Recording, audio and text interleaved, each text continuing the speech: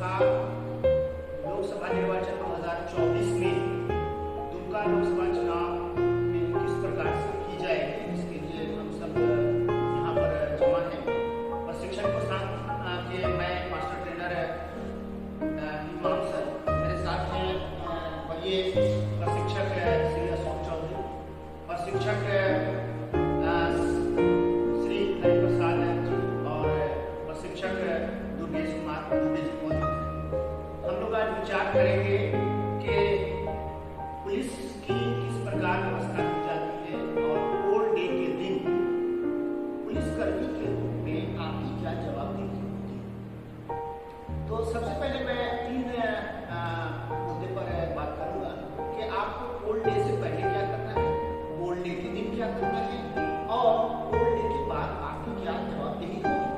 तो मैं सबसे पहले विचार करता हूँ, इसके लिए प्रशिक्षण को सामने एक पीपीटी भी तैयार की है जो आप प्रिंट आउट निकाल कर ले सकते हैं और मोबाइल पे भी इसे देखा जा सकता है।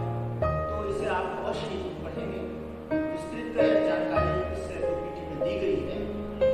इसके अतिरिक्त हम लोग जो आप पोल डे के दिन आपकी जवाबदेही होगी उसकी चर्चा करते हैं।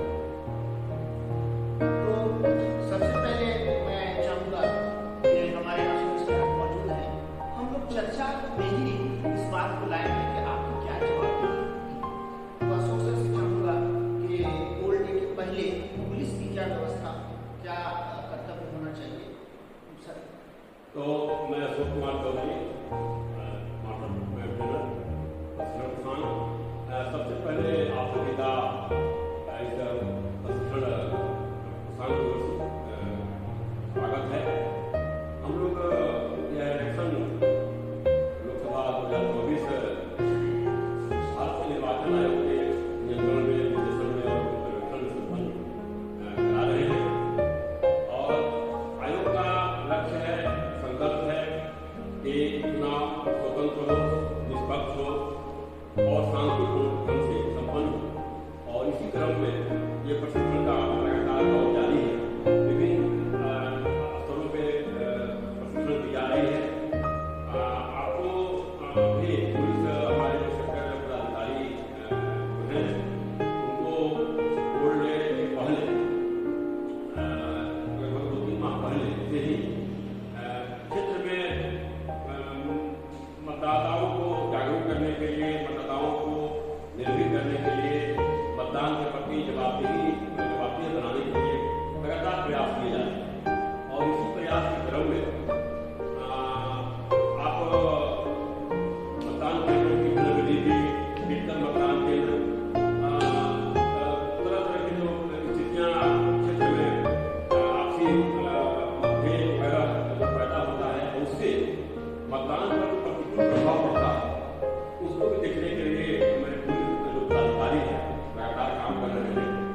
और पोल डे के पहले क्षेत्र में ये वल्नरेबिलिटी मैपिंग करना, वैसे क्षेत्रों का चिन्हित करना जहाँ पे मतदाताओं को मतदान से रोका जा रहा हो या उन्हें भयभीत किया जा रहा हो या डराया धमकाया जा रहा हो, यह सब काम जो है जो हमारे पुलिस पर्सनल है विभिन्न स्तरों पे कर रहे हैं और आगे भी यह क्रम मतदान से पहले जारी रहेगा। हम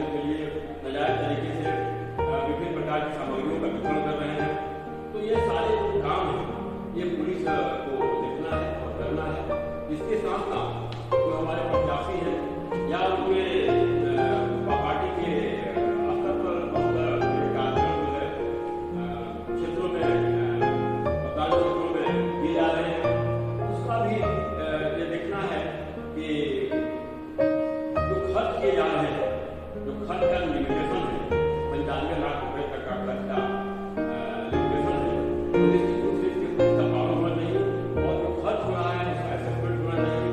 असेसमेंट के लिए जो प्राइस गाइड टीम है उसके साथ आपकी भूमिका है, आपका काम है, तो उसका टोटल असेसमेंट करना, फिर भी जो टीम है, जो रिव्यू टीम है उसको भेजना और उसका आकलन कराना कि सही तरीके से जो खर्च हो रहा है उसका जो सही उसका लेखा जोखा तैयार हो रहा है।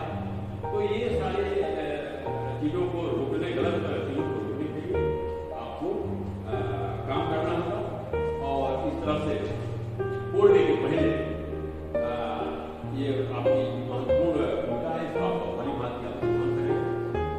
अब हम इसके आगे जो है हम लोग फिर बात करेंगे हमारे और दूसरे साथी पर।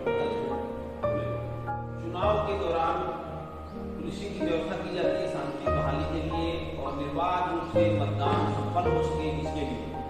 तो इसकी सुविधा के लिए क्या किया जाता है कि चुनाव के दिन और एक दिन पूर्व पूरे क्षेत्र में ड्राई डे घोषित किया जाता है। तो जो पेट्रोलिंग पुलिस में जो दस्ती दल के लोग रहते हैं उनका यह दायित्व होता है कि किसी भी ऐसी जगह जहाँ शराब की बिक्री होती हो या अवैध रूप से शराब का निर्माण होता हो या तो होटल में, बार में या अन्य जगह रेस्टोरेंट में कहीं भी शराब की आपूर्ति नहीं हो, शराब पी या पिलाई ना ही जा सके और इससे कोई तरह का मैंने समाज में कोई तरह गंदा नहीं हो, व्यवहार नहीं हो और टॉलरेंस नहीं हो। इसके साथ ही जो सीमाओं पर जो लगे रहते हैं, सीमाएं सील रहती, मतदान के दिन सीमाएं सील रहती है, तो वहाँ चेक नाके पर जो पुलिसकर्मी तैनात होते हैं तो सीमाओं पर भारी वाहनों का प्रवेश वर्जित होता है। भारी वाहनों में को नहीं आने देना है। छोटी वाहनें जो कार वगैरह जो है, पहिया वाहन है या ये सब आ सकता है, उसकी मतलब गहन जांच होकर के आ रहा है।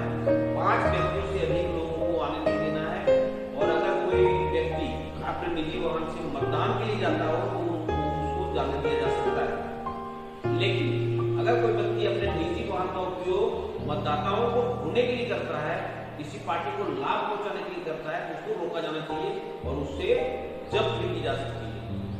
जिन पुलिसकर्मियों की तैनाती बूथों पर होती है उनका दायित्व यह है कि वे 200 मीटर के दायरे, मतदान केंद्र के 200 मीटर के दायरे में शांति व्यवस्था बहाल रखें, लाइनों को सही तौर से बनाए रखें, पुरुषों के लिए अलग लाइन, महिलाओं के लिए अलग लाइन और बारी बारी से पुरुषों और महिलाओं को मतदान केंद्र के अंदर जाने दें।